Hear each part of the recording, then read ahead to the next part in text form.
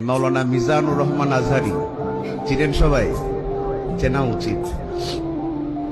অনেক বড় মানুষ, তাকে কাছে পাওয়াই দুষ্কর।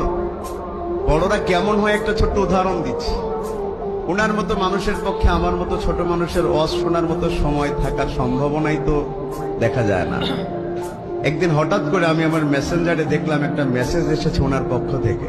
আমার কোন একটা আলোচনা শুনে উনি একটা নামের ভুল হয়েছে এটা উনি বুঝতে পেরেছেন, কিন্তু ক্যাটাগরিটা দেখেন।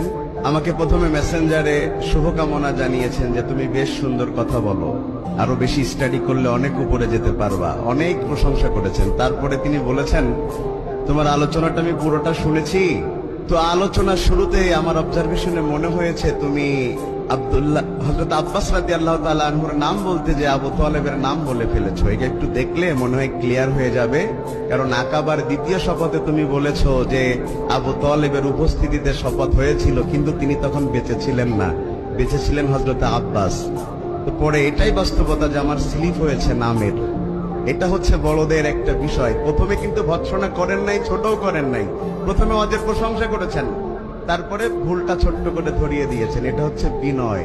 যে যত বিনয়ী হয় আল্লাহ তাকে তত উপরে তুলে দেয়, আর যে যত অহংকারী হয় আল্লাহ তাকে জাতির সামনে অপমানিত করে উলঙ্গ করে ছেড়ে দেয়।